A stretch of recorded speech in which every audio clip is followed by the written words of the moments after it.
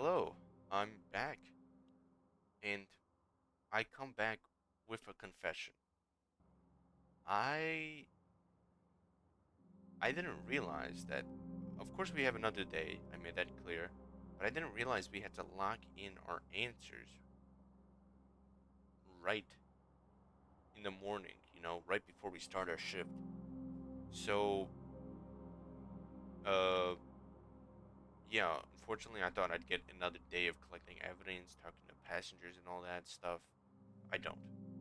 So, going back to what I had said before.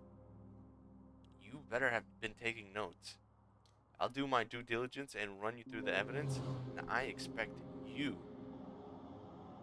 to help me out here. At least, you know, we can dissect this evidence together. This is where we left off. Her, of course, ruled out for us. Him, no motive, no nothing, doesn't even apply to this case, really. These three are our suspects. Now, I'll do a little bit of help here and say, after some thought, she has no She has nothing. She has no motive. She has no reason. She really has nothing. You can't really link her to any of this. Let's run through it, right? Here's gonna be the biggest piece in that puzzle. If victim 4 was killed by her, boom. She's in prison, no inheritance, nothing. So let's keep that in mind real quick. She's the victim. She's the heir to victim 4. Boom. If she is the one who killed him, that's out of the question. She doesn't get any of it. Albatross Fire pushed victim 4 to sell shares, which increased the inheritance. Guess what? He gets none of it. She gets none of it if it's proven to be her fault that the victim passed. Victim 4 changed the will 2 days before. Once again, no resemblance. No link. There's no link. You can't link uh that to her, because if she killed him, she doesn't get any of it. It makes no sense. Refused to renovate the albatross before fire. We'll put this under both. I'll explain later why. Left money to his dog, useless. Banknotes stuffed in the throat. We'll keep that around solely because it's important to the overall aspect of the crime. Somebody's very passionate in what they're doing. But yeah, no, for the most part, I'll do my due diligence and tell you, I don't think it's this person. First of all, okay, we can run through this stuff. Okay, victim 4, she has no reason to kill victim 4. But that's neglecting the fact she has no reason to kill any of these people. She has some minuscule motive for killing victim 4, but not 3, not 2, not 1. She's out of the question. Block these out too. Actually, we'll keep that. We need that. Now we're left with these two. And we'll go in order. Just in order in how they appear, right? Because, like I said, 50-50, coin flip, really, for me personally. Alexandre's grandson died from the fire, right? Clear motive right there as to why he would kill each of these people. Now let's discuss. Number one, uh, was a custodian working for Grupo de Monde. He was fired, and his killing resembled the Albatross fire. We were told that he might have had some. He was an arsonist. We were told that he was an arsonist, and he was likely the reason why the building burnt down in the first place. So that's him. He has direct motive to kill this guy, especially as this person is the first victim. Immediately, he's tied to this victim. Now let's tie her, right? Victim 1 used to work with Mafia. Victim 1, the custodian, who was an arsonist and burnt the building down.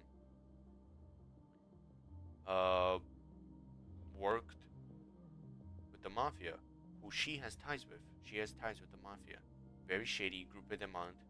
We can argue she has direct link, of course, but does she have direct motive to kill this guy?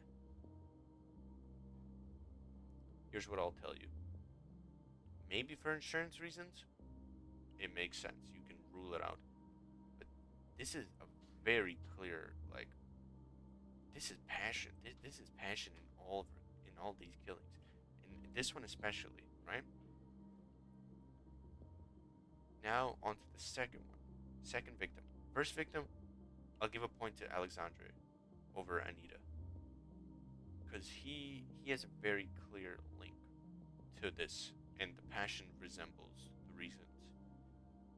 Victim two, corrupted, deserved to die.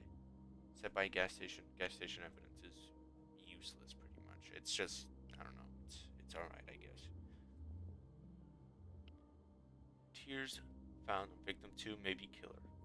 We're not sure. Killer, victim. But this is what's important. If this, we can maybe suspect there to be some like this is passion. There's real like emotion behind these killings. Here we can confirm that. Once again, we don't have much on the victim 2. I don't know who victim 2 is. Already, I'm suspecting him again. The emotion behind it is just too clear. It's too clear an emotional outburst that just doesn't resemble her. We met her. She wasn't nice. She wasn't like, she was kind of a dick, really. But yeah, described as a shark by rivals and friends. But emotional? No, she didn't give me that vibe. Described as killer old man, useless. Temperature fire equals criminal act. We know that much. These are useless pieces of evidence. Victim 3, right? This was a reporter. Now is where we start flipping, right? Received death threats. Nothing special. The guy we saw and talked with, our friend, said they pretty much all received death threats. It's a negative of the field, you know. Newspaper mouth post-mortem. Why would that be there? I don't know. You can argue maybe it was something to do with the Albatross fire. You can argue it was maybe something to do with Grupo de Mont. You know, maybe it was the acquisition. Maybe it was the things they were doing in Grupo de Mont made the newspaper, and one of them felt, you know, a little pissed off and decided to stuff it in the mouth. Post-mortem, might I add. Coins found in mouth. Coins found in mouth. How I can interpret this is, I can't lean that towards her really, but I can towards him. I could say maybe he suspects that they were paid off by maybe Grupo de Mont. That's what the newspaper is. Maybe they didn't cover the Albatross fire well enough, and he stuffed coins into their mouth to be like, "Hey, you're corrupt. You're doing this for the money only, and you should die for the money." Tears found on victim 3. Once again, potential passion involved. Banknotes stuffed in throat.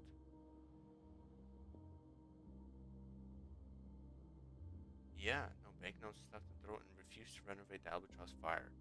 Victim 4 goes both ways. We can argue this is insurance fraud and she's clearing the path. Right? That's her argument. She killed this guy. We have a gas station info that he was a scapegoat, you know. He did the thing. He might have been hired to do the thing. But, you know, she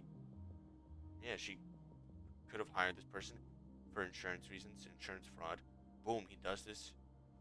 He goes wrong, right? People are dying. Eyes all on her. She's very clearly shady, as has been discussed. Plus, we haven't even mentioned the muscle relaxant. Victim 2, corrupted, deserved to die. Doesn't matter. Strangled postmortem. I really can't link this to her at all. We simply just don't know enough about this person. Victim 3, a reporter who might have reported negatively on her and her dealings and maybe Albatross and just how, like, you see, it said has been difficult to investigate, has friends in high places. Maybe this is why. Because she is just not. She keeps these reporters on a leash. Number 4 also owned a newspaper company, might I add.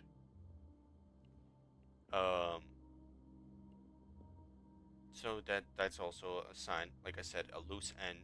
You might have been told, cut off all the renovations on the building. Don't, yes, and you know, just it was said that it was the one time he ever attended a meeting to say no, there's not going to be any renovations. Of course, this seems to be suspicious. This is to do with insurance, and that's what the banknotes could be. Like maybe the individual got overzealous and wanted something, because you can assume he wasn't doing this for free. You can assume maybe she was paying off these people to insure, like some sort of insurance fraud. Maybe there's something wrong with the building. Point being, it was more beneficial to her to burn it down. That's the story that you can go with. Or you could say Alexandre, right? He's already had quarrels with her. This is another thing that's important to mention. They fought, but she never pressed charges. Why? She doesn't seem like such a generous, nice lady. So there's a reason why she did this. That I can't piece together. That is up to you. I don't know. Point being, his grandson died. He is distraught about that fact. We saw him, he's an alcoholic. He's not in a good state. He's old and he's an alcoholic. Just, he doesn't seem like the type of physical specimen to be able to do this, but it said he could, and we had a couple glimpses at the fact that he possibly could. When we spoke with him, picked him up from the graveyard, I think it said he jumped over the fence, which was a pretty big fence, as we saw. And, that's not just a feat you can do if you're not capable. So he might be capable of it. Point being, victim 1 very clearly the arsonist who set fire to the building. We have reason to suspect he has a direct motive for this. Reason 2, corrupted, deserved. I don't know why I keep looking at that. We'll even cross that out. Gas station evidence, trash. Like, even this, trash. Useless. Tears found on victim 2. Emotional. Signs that it could be him. Strangled post-mortem. Once again, emotional. Tears. This is all emotional. That's what you can lean towards him. Like, there's also this gas station. If you want, you can believe it. Like I said, it's just rumors that spread through gas stations. Sometimes I feel like they might be right, but I don't believe this is solely because we got this like on day 3. This would have just ruled out everybody immediately. He's the only one that matches the description, which is a little, in her, I guess. But she was already crossed off by the time we got this. Point being, it's between these two. And what we'll do right now, I will give you 10, 15 seconds. And I want you to put in a vote. Think about it. Who do you think it is? It's 50-50. I've ruled one out for you, pretty much. If you really want, you could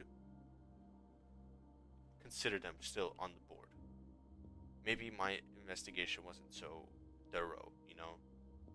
Maybe I made a mistake crossing them out. But so far, this is who I have. These two. So here, I will give you 10 seconds.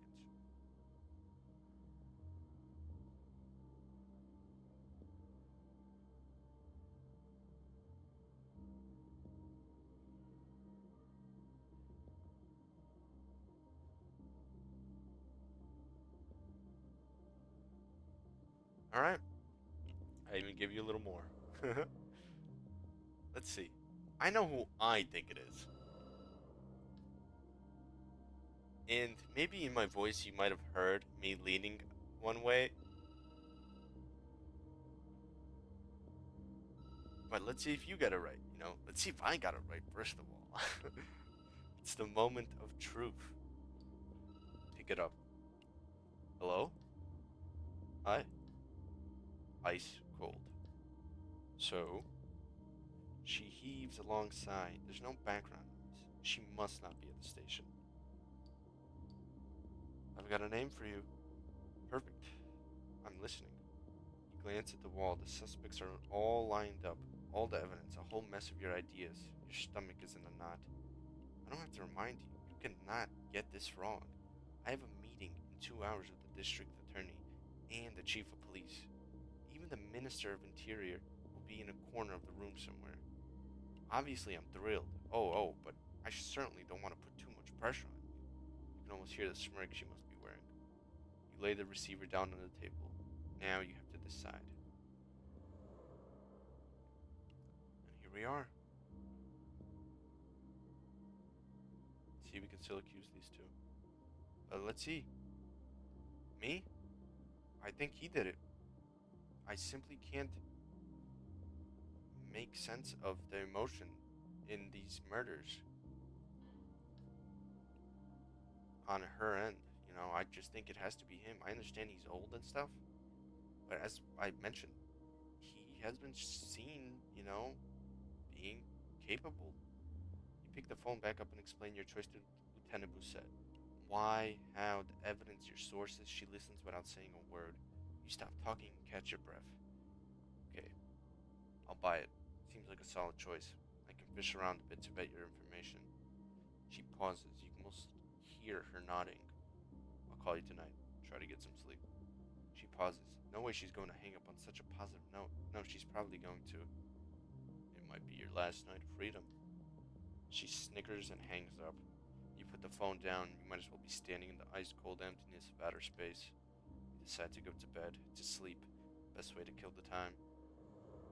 With a heavy hand, you wipe your tired face. You lie down on the sofa bed. Its frame creaks. The events of the day run through your head. The streets, the passengers, their faces, their problems. Your brain is running at full speed. Your body aches and you're in pain. You can tell you need to get more sleep. You glance at your investigation board. You sigh when you think that in just a few hours it'll all be over. You have your answers. Bousset will have her arrest. Paris will be peaceful again. But what about you? What'll you do? You shake your head and your mind wanders for a second. Your eyes close. Right when you're about to fall asleep, you notice a taste on your tongue. It's very salty, like soy sauce. A tad bitter, very strong. It disappears as quickly as it came. You fall asleep. You open one eye. You had a hard night, restless. You get the impression you age 5 years in a matter of hours. You get up quickly. A few minutes later, you're outside of your studio. Alright, guys, let's do this final shift.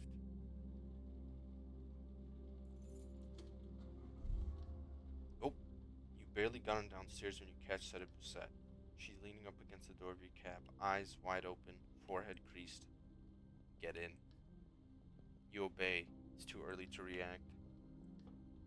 She settles into the back seat, flashes a smile. Good news, you're right. Or at least the DA thinks your evidence is sufficient. No emotions in her voice. She's giving you the facts, nothing more. We're going to catch the Sandman tonight. She glances at her watch. In about 2 hours, we're going to make him leave his place.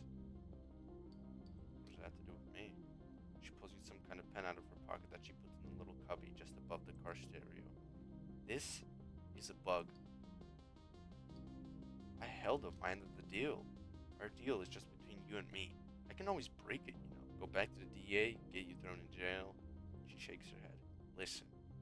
She takes a dramatic pause and doesn't really know where she's going. I've seen you and heard you enough to know you have a trick, a gift for getting people to talk. Our suspect is a dangerous man, a wounded animal. I need someone calm, someone I can trust. He might recognize you. He might think it's a twist of fate. Who knows? She looks away. A little girl and her mother are walking by the cab. Start a conversation. Stay calm, get him talking, nothing more. I'll give you a meeting point. We'll be there waiting to grab him before things take a turn for the worse.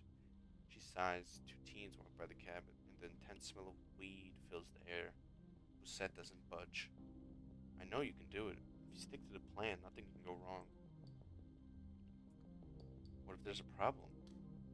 If you stick to the plan, there won't be any problems. She lays her hand on the door handle. You pick the suspect up, drive to the meeting point, and you're free. Easy as pie. She gets out the cab, slams the door, and walks quickly away. Shit. You hit the dashboard. Intense pain spreads throughout your hand. You grab the keys in the ignition and turn. The motor comes on. Your night is about to begin. Your last night. Do we just get right into it? No. Okay, we just work. Let's pick up our friend first. Seems pretty fitting. I'll talk to her about the case. I'll be like, so I'm cooked, bro. But yeah, no, she said we got it correct. I actually don't know if she would tell us if we got it wrong. Maybe that's just the built-in line. Maybe it's just like if we, because all she said is the DA thinks the evidence is good enough. No, so it really could point the other way, I think. The door opens. Jackie settles into the back seat. She's a regular. Good to see you, hon. You smile and start the cab. Got some news for you. Shoot. She stares at you intently. I don't know what you gotten yourself into. She leans in a little closer. Voice is deep and warm. Has a hypnotic effect on you. Anyhow, listen up. I know this guy who works in. Oh wait, is this the same conversation? Yes, I know she gives you a wink. I'll say nothing this time. Yeah, everything's fine. You know, hun. She paused, a thoughtful look on her face. Sometimes I wonder if I'm not in the wrong line of work. I should have been an innkeeper. You know what I mean? Have my own place, a dozen beds or so, something always shimmering in the kitchen.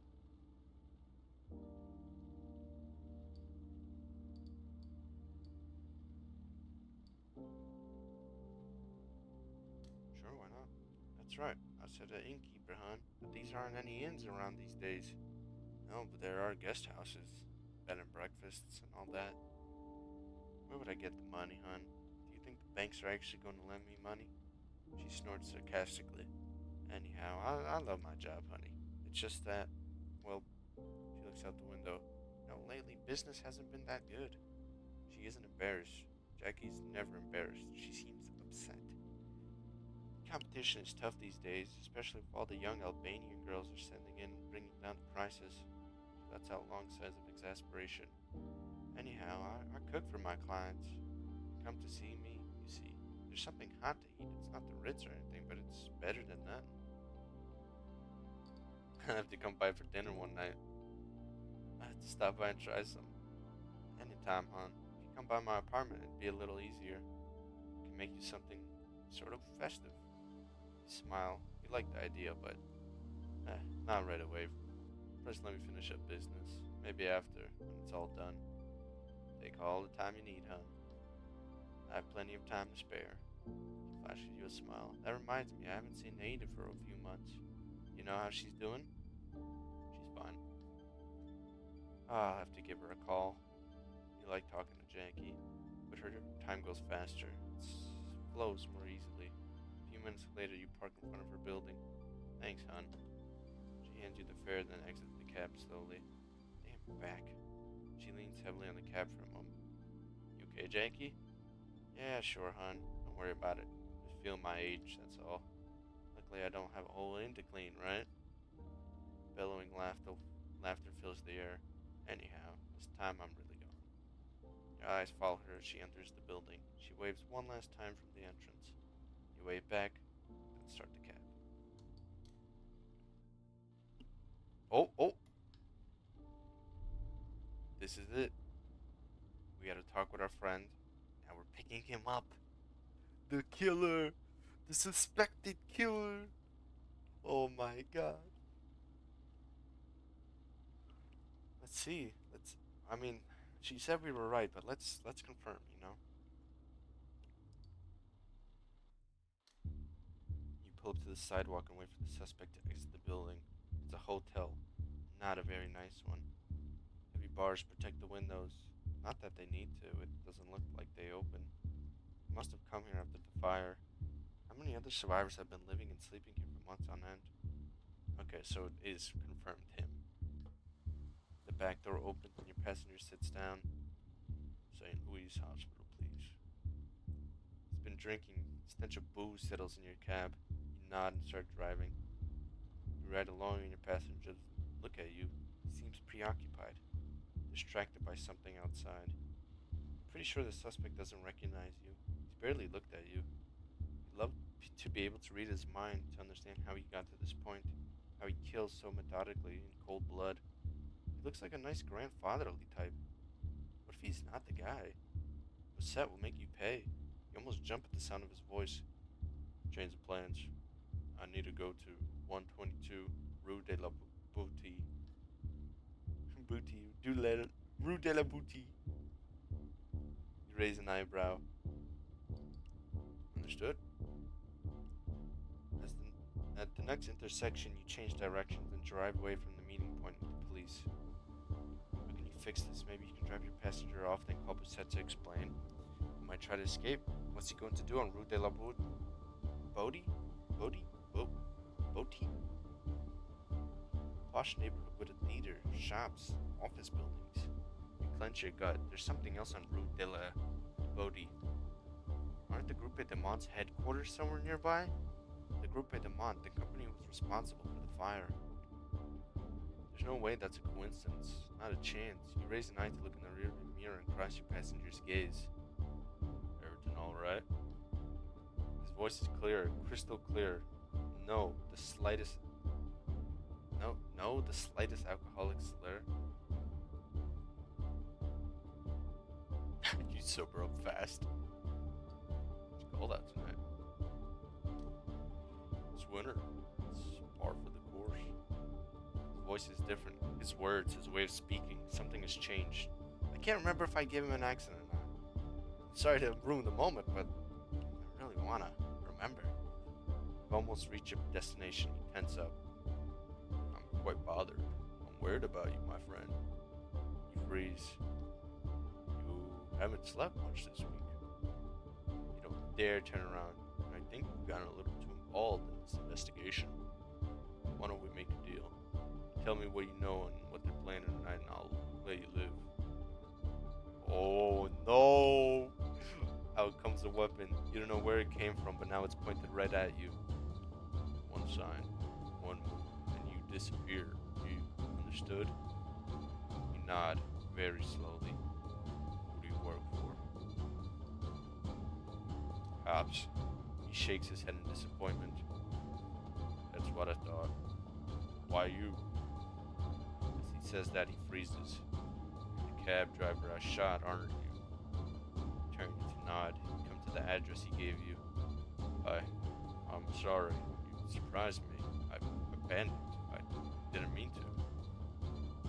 What do they want from me? Cops. I suppose all that. Call from the hospital in the middle of the night. Is it a trap? His voice seems so soft.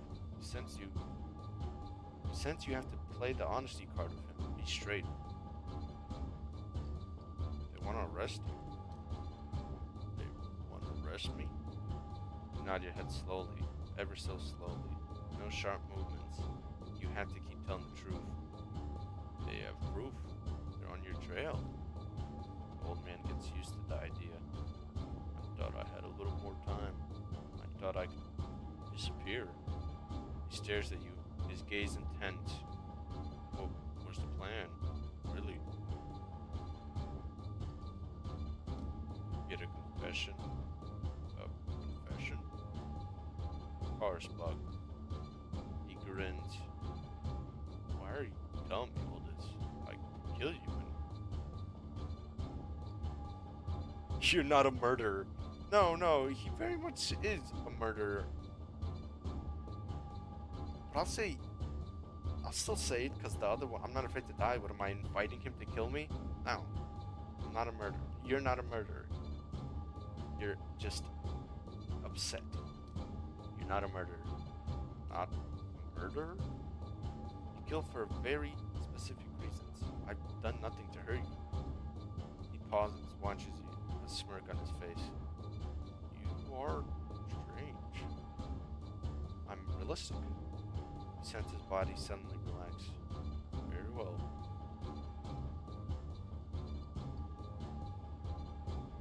Very well. Drive to the meeting point.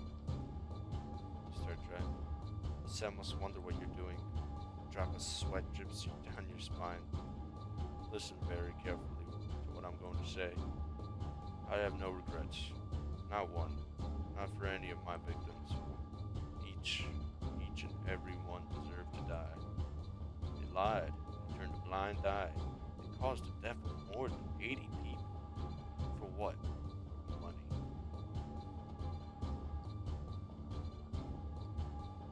I know. Good. Get it. He adjusts his posture, a mere detail, perhaps, but you notice it. His weapon is still right there, though. When he starts speaking again, his voice is slower, like he suddenly got 10 years older. I broke into your place, you know. I saw your walls, files. Two possibilities. Either you worked for the cops or the Groupe de Monde.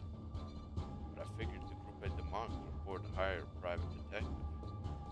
I saw you sticking your nose into things left and right. Each time I moved forward, there you were, sniffing around. I needed to know more about you. He freezes, shaking. You must think I'm a little nuts, right? Doesn't wait for a reply. I started killing because no one was doing anything. That journalist sold out to DeMont, City Hall woman, rotten to the core. Son of a bitch arsonist. I'm sure he's the one who set fire to the Albatross. Even the old guy, he was just a stockholder like any other, willing to do whatever it takes to make a few thousand more. His voice becomes screechy. Let me ask you, what was it to him? He was already a millionaire. My life doesn't change when I find a penny in the gutter, does it?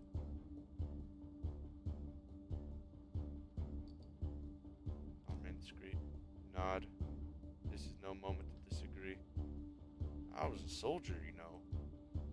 Yes, you probably know that already, though. Checked up on me. Indochina? Whatever. I was barely 20. They gave me a rifle and some bullets. They pointed to 3 guys in a field and said, "Those are our enemies. You have to kill them." So I killed them. Pauses. He watches a woman walking by outside. She's completely unaware. When I discovered what we were fighting for, it was too late. When I came back to France, I was treated like shit. No one gave a damn about us. He gags on his own words.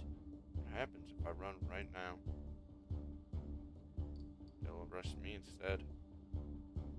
I'll be in deep shit.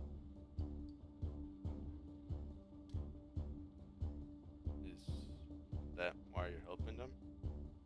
Yeah. You must have done something shady. You done time? Yeah. Something major, I suppose. He shrugs. You seem like a good guy. I couldn't care less what you did. He sits in thoughts for a while, his gun shaking. It would bother the hell out of me if you went to jail for me, really. You're not far from now. You're not far now. Next street to the right, the old man clears his throat. I, Alexandre Leclerc, confess to the murder of Jean Breton, Sandrine Rollin, Michaela Blanc, and Henry Delatour. I worked alone, no accomplices, no outside help. I gave them anesthetic I used in Indochina? Sure. While they were suffocating, I talked to them. I went through the list of all the horrible and cruel acts that contributed to the Albatross fire. That was my motive, to seek revenge for the death of my grandson and dozens of other victims. Nothing personal, just justice. He pauses, sniffles, and leans over to you. You think that'll that'll do it. You nod and see in the rearview mirror that the weapon has disappeared. Good. I have one last thing to ask you. My daughter. His voice fades out just as you turn into the alleyway. The headlights from the police cars flood your cab with bright lights. Another car comes to block you, and a voice on the megaphone asks you to get out of the taxi. You turn to your passenger. He's not moving anymore. Oh.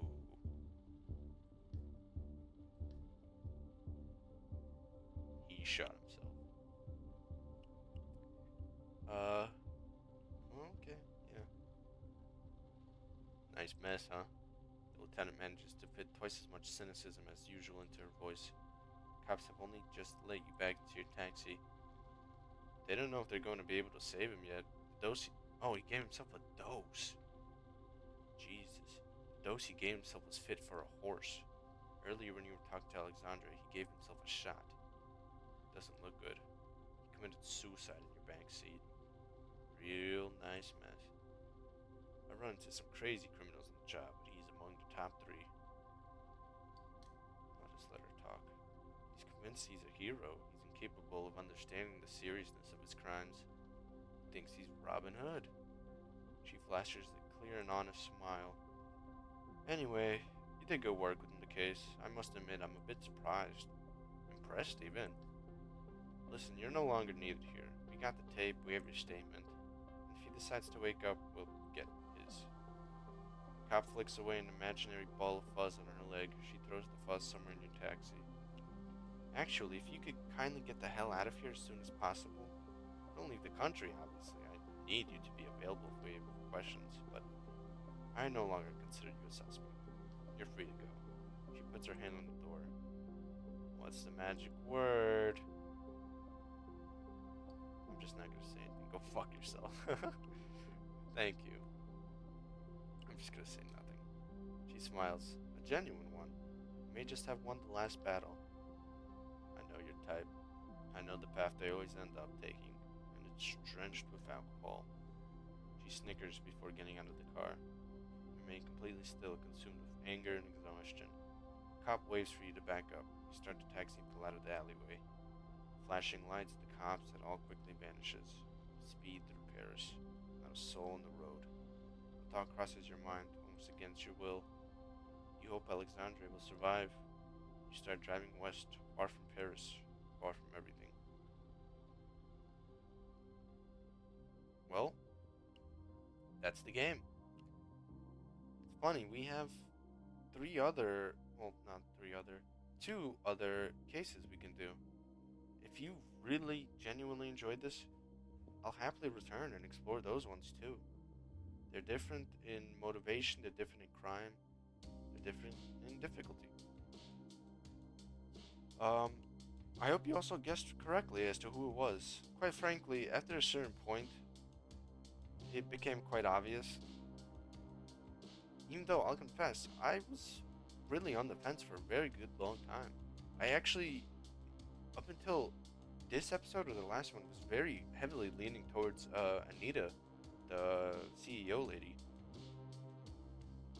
But I'm, but like, funny enough, when once reviewing the evidence, like I did in the beginning, it really all just added up. It made no sense for her to be so emotional about it, and for him, it made sense. I admit, he seemed like a decent guy. It sucks, but such is the case. Really interested what that guy at the graveyard would have told us if we learned about him. I think all he would have told us was that he was a veteran, which would have cleared all suspicion of anybody else, solely because we had the one evidence of a World War II gun, which I think I even potentially accredited to him and the lady, but it makes sense for it to be him. Point being, I hope you enjoyed. This will very much be the last of this case. If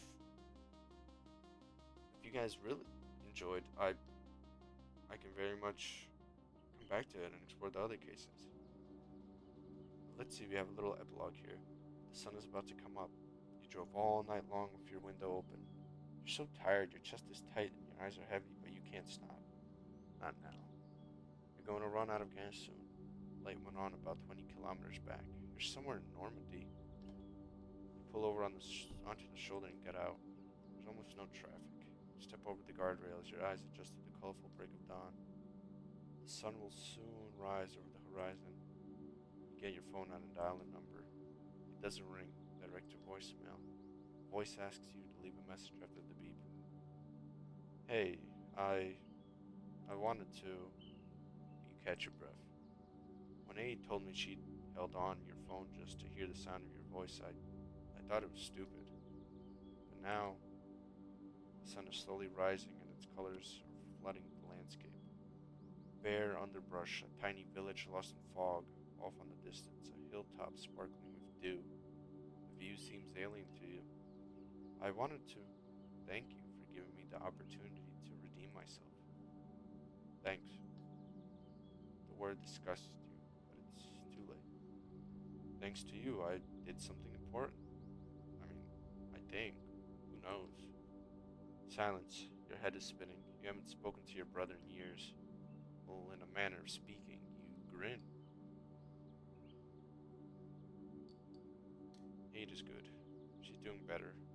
Business is doing well. She doesn't think about you much anymore. She's seeing someone right now, I think. She doesn't tell me everything. You pause. A truck flies by just meters from you. I thought when it was all over, I thought I'd be able to get some sleep. Close my eyes and sleep. Really sleep. Finally. But sleeping, it's just a break. It doesn't put an end to it. It all starts again as soon as voice cuts you off. You have reached the maximum time. Please. You hang up. Your phone feels heavy in your hand. What should you do now? There's a broken fence in front of you leading to a small footpath into the woods. Behind you is the highway leading to the sea. You know, it seems like we have a gift. People appreciate us. I think we did good, aside from just solving the case. So I think we'll go back out there. I think we'll help out a couple more people. You sigh and retrace your steps on the other side of the guardrail. Find your overheated cab. Next gas station can't be much further. You slowly turn the key in the ignition. There's got to be something for you out there. So yeah, once again, thank you for watching. I hope you enjoyed. And goodbye.